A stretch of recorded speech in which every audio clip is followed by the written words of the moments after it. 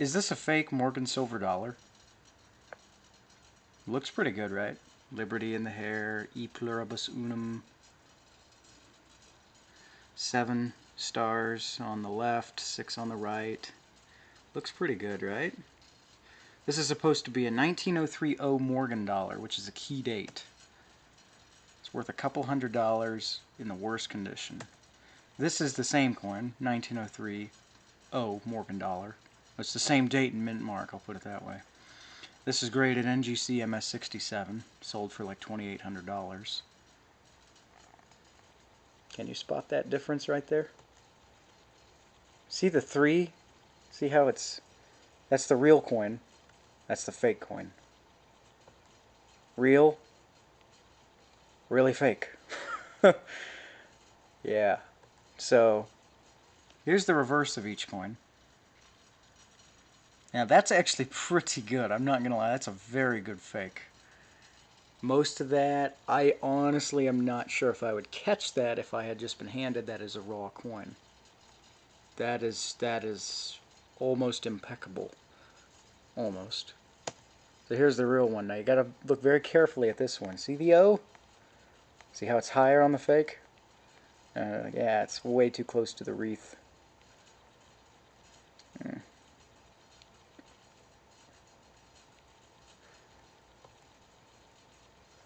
Now I tried to look at the font of the... too far. Of the one... And I noticed that in general, if you flip back and forward between these pictures really quickly, you'll notice that even though the coin is at a slight angle, whereas the real coins seem to be totally perpendicular to the lens, even though this coin is kind of backwards a little, tilted away at the top, it seems like in general the entire font, like all the words are shifted slightly, like they're not quite oriented correctly. And the biggest hint, well, it's a pretty big hint. Look at the thickness right along the rim thickness. The reading doesn't look like it has the right spacing either, although you can normally attribute that to a significant amount of wear sometimes. And then, oh yeah, here's another one. Look at the eagle's neck. See how it's shorter and slightly more acute of an angle on the real coin? Yeah, it appears that way to me. I mean, like I said, that coin's at an angle, so maybe that contributes to it. And the eagle's wings look like they're slightly higher, like they're going up at a... like they're more vertical on the fake coin. See how they feel like it's kind of flapping its wings almost. Oh, it kind of looks like it. Kind of does. Hello. Anyway, but states of... See, I don't think I'm just hallucinating that. It appears like it's slightly higher on the fake. It's closer to the edge on the fake than it is on the real one. And I'm trying to catch some kind of a font difference, but that is so accurate. And you see, look at the obverse pluribus. Here's where I was able to catch one, though. Look at the S on the real one. Look at the fake. It's way too thick. And you look at the U, same thing. Oh, my bad, I'm sorry. I'm not pressing the right buttons here. Okay, so you look at the U. Real one is fairly thin on the right side, thick on the left. And it's still in relation to the left thin, but it just doesn't, the left side is way too thick. Now one thing I just wanted to get clear though, the coins aren't at the same exact angle. This one is slightly rotated, and that's just because the angle of the photo. So you can't really attribute that to the coin. You have to take into consideration the angle of the camera and the lighting differences. Obviously this is a significantly brighter photo than this photo. But still, there shouldn't be these giant font differences. I mean, that's not going to be from a photograph. And then you look at the B, look at the spacing in the B. See how it's much narrower on the fake? And then the reading along the edge. it appears a lot more carefully, like, I don't know, machined or consistent, symmetrical. I don't know what the right patternistic on the real one, whereas the fake, it just kind of, it looks like it was, I don't know, it looks consistent, but not, it doesn't, it appears to be higher, whereas this is more recessed. You see that line? It's that line that goes to the very back, all along the edge. Whereas this one, just on the fake, it doesn't appear that it has any kind of a line. It doesn't look that way. Anyway. But, what else?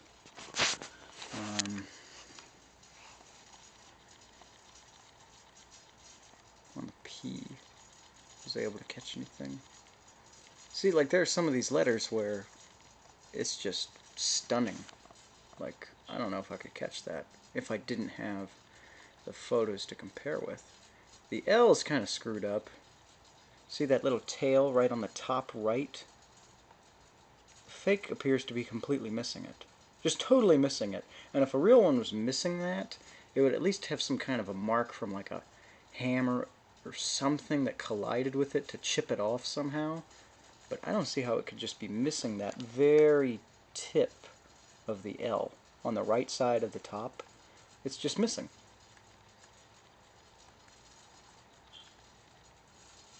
So, and then the U is actually better on the plurib than it is on the bus.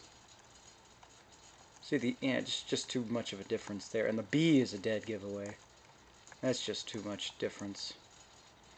Anyway, but I wanted to give a tip and a trick here on how to, if you come across any kind of an advertisement, which I'll get to the ad that I found this fake coin on, and I'll show you where I got the real one too, just so you can do the compare and contrast that I do.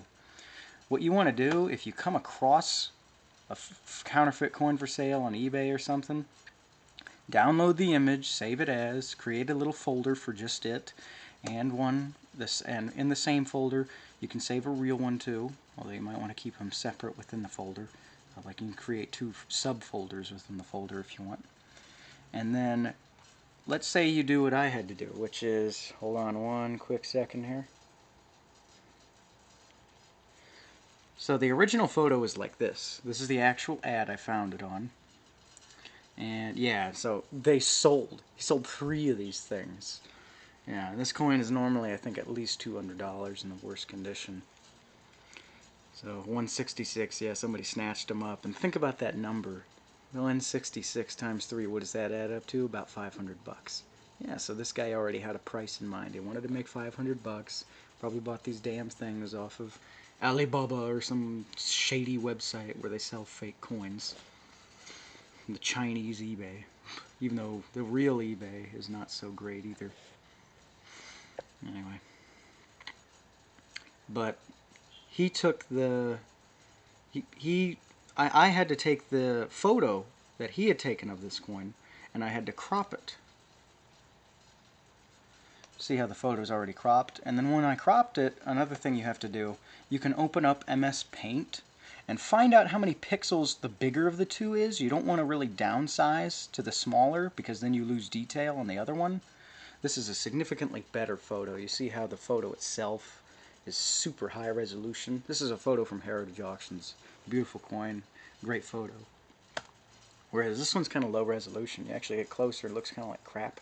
This one you can still see everything up close. See, look at that hair detail. And I'm sure I could pull out some differences in the hair detail too, but this is a reason why a lot of the counterfeiters go after heavily worn coins. Is that they actually, and they start out with a die that's very high detailed like this, but then they just artificially wear it down by putting it in a washing machine with a bunch of rocks or something. Put it in some cloth bags or something and wear it down that way. That's what they do in China. Anyway, but what I was trying to get at though is that you take the 2 photos. This photo was actually smaller. It was like 400 pixels by about 400, whereas this one was 2800. It was 7 times the pixels across and up, so that'd be like what, 28 times greater, or 49 times the pixel total because it's 7 times 7. And so what I did is I just scaled this up instead of shrinking this down because I didn't want to lose the detail. And so that's what you got to do, is open it up with MS Paint, rotate the photo around so you can crop it and whatnot.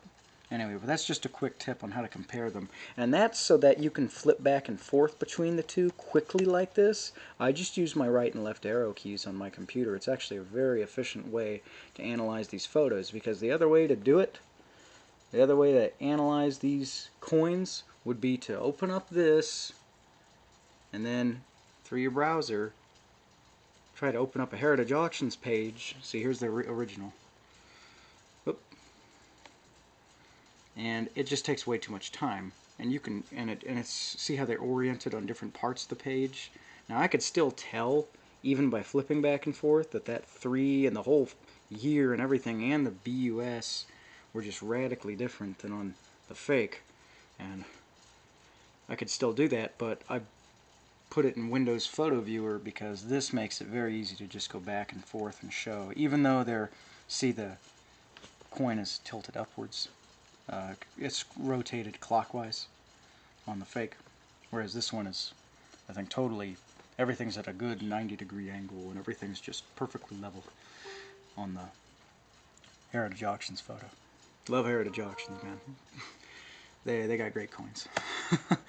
But this is just this is amazing, because a lot of people would be fooled by this. If you put this out on the street and you tried to just sell this thing to random strangers walking along the sidewalk or something, you could probably get $50 for it or something. Somebody might go, ah, that thing's 100 some odd years old. How much you wanting for it? You know, $50. So obviously, the more you ask for, the less your chances are of getting it. But it's scary because obviously it didn't even take that. All somebody had to do is put this thing up on eBay, and they got it. Look at that. They got it, and they sold 3 of them. 3 sold of this fake. This guy, and here's the other red flag. 7 feedback. 7. I mean, I'm not even going to say if I have that many, but it kind of scares me. When somebody, I've seen sellers with tens of thousands feedback who they sold something fake, but it's normally because it went right under their nose and they just didn't catch it because they deal with such a high volume of items. But then you get people like this who, they know what they're doing. They probably do. I mean, it could be that this is their first time selling on eBay, and the only reason they're selling this at all is because they did get a good deal on it. And maybe they really just didn't know that this is a fake coin. Maybe. Give them the benefit of the doubt, right? Or on the other hand, they're scumbags and everybody's out to make a quick buck, and that's why he evenly put them at a total of approximately $500. Essentially, what's 166? 300 plus 66, 498. Yeah, that's about $500. So anyway, but as for the cropping and whatnot, I'm not sure if you want to adjust the lighting. I didn't adjust any of the lighting or anything like that, other than like my screen or something. But that's pretty much all I can say about how to compare and contrast your photos. One other thing about this particular coin, though, I was trying to figure out, because of just the sheer level of detail. Like, see, you look at that, the E pluribus unum, and other than the BUS, if it hadn't been for that, I would have thought that this coin was an original Morgan, that someone had simply affixed the O on the reverse. Other than the font being wrong on that O, and it's too high. It's just too high. But it was just too many other facets of the coin, like the edge reading, just looking way too different from a real coin. And then the BUS, and there are probably some other facets here, some other aspects of the font you could point out.